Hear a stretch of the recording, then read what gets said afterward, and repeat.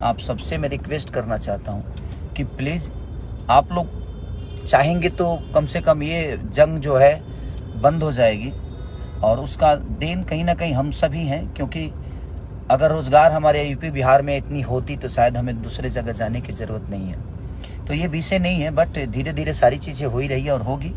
लेकिन अभी जो सिचुएशन है वो बहुत दयनीय है, बहुत निंदनीय है कि वो आज अपने ही देश में अपने ही लोगों के द्वारा हिंदी बोलने पे इतनी प्रतिबंध है कि आप हिंदी बोलेंगे तो शायद उसके लिए आपको मारा जाएगा, काटा जाएगा।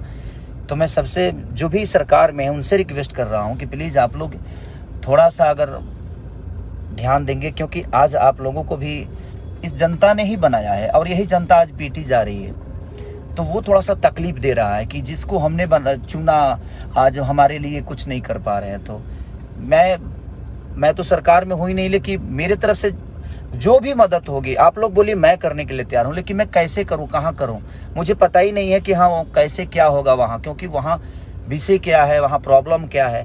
क्योंकि वो सरकार में जो है वो सरकार के लोग ही जान सकते हैं, और जो कानून जानते हैं भाई। हम तो एक संगीत के आदमी है, लेकिन हम अपने शरीर से और अपने पैसे से यही मदद कर सकते हैं, लेकिन हम कहाँ करें वो समझ में नहीं आ रहा है। तो आप लोग को लगता है तो आप प्लीज़ हमें बताइए कि कैसे हमें मदद करना चाहिए, क्योंकि वहाँ हमारा कोई नहीं है, वहाँ मेरा कोई इससे बात नहीं होती है। मैं सरकार में सरकार के हिसाब से मैं हूँ नहीं, मैं एक गायक हूँ या मैं एक एक्टर हूँ। तो एक एक्टर के तौर पे मेरी पहुँच जो है वो संगीत तक ही है।